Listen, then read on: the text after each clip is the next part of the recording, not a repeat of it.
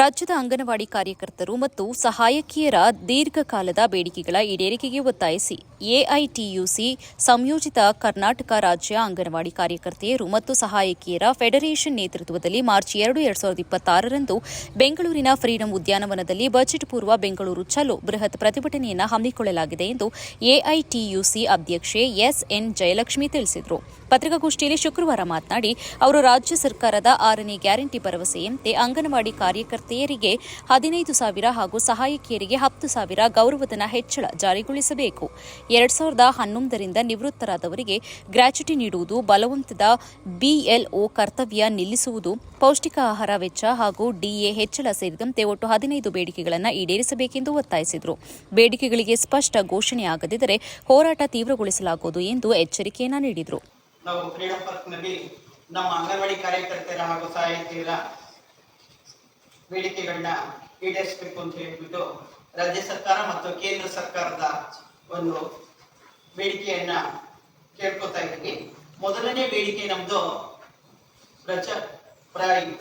ಮಾನ್ಯ ಶ್ರೀ ಸಿದ್ದರಾಮಯ್ಯನವರು ಚುನಾವಣೆಗಿಂತ ಮೊದಲು ಒಂದು ಆಶ್ವಾಸನೆಯನ್ನ ಕೊಟ್ಟಿದ್ರು, 6ನೇ ಗ್ಯಾರಂಟಿ ಅಂತ ಹೇಳ್ಬಿಟ್ಟು. ಅದೇನಂತ ಹೇಳಿದ್ರೆ ಅಂಗನವಾಡಿ ಕಾರ್ಯಕರ್ತೆಯರಿಗೆ 15,000 ಮತ್ತು ಸಹಾಯಕಿಯರಿಗೆ 10,000 ಕೊಡ್ತೀವಿ ಅಂತ ಹೇಳಿ ಭರವಸೆಯನ್ನು ಕೊಟ್ಟು, ಆ ಭರವಸೆಯನ್ನ ಹುಸಿ ಮಾಡಿ ನಮಗೆ ನಮ್ಮ ಒಂದು ಬೇಡಿಕೆಯನ್ನ ನಿರಾಕರಿಸಿದ್ದಾರೆ. ಹಾಗಾಗಿ ಅದರ ವಿರುದ್ಧವಾಗಿ ಒಂದು ಚಳವಳಿಯನ್ನ ಮಾಡ್ತಾ ಇದ್ದೇವೆ.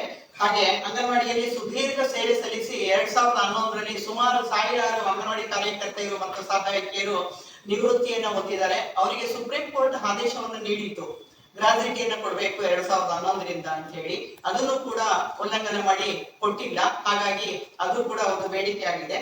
ಮತ್ತೆ ಒಂದು 3ನೇ ಬೇಡಿಕೆ ಅಂತ ಹೇಳಿದ್ರೆ ಬಲವಂತವಾಗಿ ಬಿಎಲ್ಒ ಕೆಲಸಗಳನ್ನ ಮಾಡಿಸ್ತಾ ಇದ್ದಾರೆ ಅಂಗನವಾಡಿ ಕಾರ್ಯಕರ್ತೆಯರ ಕೈಯಲ್ಲಿ. ಅಂಗನವಾಡಿ ಕಾರ್ಯಕರ್ತೆಯರಿಗೆ, ಫಲಾನುಭವಿಗಳಿಗೆ, ಅಂಗನವಾಡಿ ಕೇಂದ್ರಕ್ಕೆ ಬರ್ತಂತ ಫಲಾನುಭವಿಗಳಿಗೆ ನ್ಯಾಯವನ್ನು ಕೊಡ್ಲಿಕ್ಕೆ ಆಗುದಿಲ್ಲ.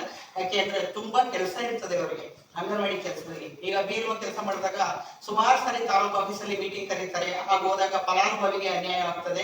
ಹಾಗಾಗಿ ನಮ್ಮನ್ನ ಬಿಎಲ್ಒ ಕೆಲಸದಿಂದ ಕೈ ಬಿಡಬೇಕು ಅಂತ ಸುಮಾರು ಸರಿ ಕೇಳ್ಕೊಂಡಿದ್ರು ಕೂಡ ಪುನಃ ನಮ್ಗೇನೆ ಕೆಲಸವನ್ನ ಇರ್ತಾ ಇದ್ದಾರೆ. ಅದು ಅಲ್ಲದೆ ತುಂಬಾ ಯೋಜನೆಗಳು, ಯಾವುದೇ ಸರ್ಕಾರದಿಂದ ಯೋಜನೆಗಳು ಬಂದ್ರು ಕೂಡ ಫಸ್ಟ್ ಕೊಡೋದೇ ಅಂಗನವಾಡಿ ಕಾರ್ಯಕರ್ತೆಯರಿಗೆ. ಹಾಗಾಗಿ ನಮ್ಮನ್ನ ದಯಮಾಡಿ ನಮ್ಮ ಅಂಗನವಾಡಿ ಕಾರ್ಯಕರ್ತರು ಮತ್ತು ಸಹಾಯಕಿಯರ ಕೆಲಸಗಳನ್ನ ಮಾಡ್ಲಿಕ್ಕೆ ಬಿಡಬೇಕು, ನಮಗೆ ಬಿಎಲ್ಒ ಕೆಲಸದಿಂದ ಕೈ ಬಿಡಬೇಕು ಅಂತ ಹೇಳಿ ಕೇಳ್ತಾ ಇದ್ದೀವಿ. ಹಾಗೂ 15 ವರ್ಷದಿಂದ ಕೇಂದ್ರ ಸರ್ಕಾರದಲ್ಲಿ ನಮಗೆ ಯಾವುದೇ ಒಂದು ವೇತನವನ್ನ ಕೊಡ್ತಾ ಇಲ್ಲ, ಸಂಬಳ ಅಂತ ಕೊಡ್ತಾ ಇಲ್ಲ, ಗೌರವಧನ ಅಂತ ಹೇಳಿ ಕೊಡ್ತಾ ಇಲ್ಲ. ಗೌರವಧನ ಅಂತ ಹೇಳಿದ್ರೆ ಕೇಂದ್ರ ಸರ್ಕಾರದಿಂದ ಬರೀ 2,700 ರೂಪಾಯಿ ಅಷ್ಟೇ ಕೊಡ್ತಾ ಇದ್ದಾರೆ. ಹಾಗಾಗಿ ನಾವು ಮಾನ್ಯ ಶ್ರೀ ಪ್ರಧಾನಮಂತ್ರಿಯವರಾದ ಮೋದಿಯವರಿಗೆ ಬೇಡಿಕೆ ಹೇಳೋದೇನು ಅಂತಂದ್ರೆ, ನಮ್ಮ ಅಂಗನವಾಡಿ ಕಾರ್ಯಕರ್ತೆಯರಿಗೆ. ಪತ್ರಿಕಾಗೋಷ್ಠಿಯಲ್ಲಿ ಎಐಟಿಯುಸಿ ಸಂಘಟನೆಯ ಗೌರವಾಧ್ಯಕ್ಷ ಎಂಸಿ ಡೋಂಗ್ರೆ, ಪ್ರಧಾನ ಕಾರ್ಯದರ್ಶಿ ವೇದಾವತಿ, ಖಜಾಂಜಿ ನಾಗರತ್ನ ಪಿಡಿ ಇತರರು ಉಪಸ್ಥಿತರಿದ್ದರು.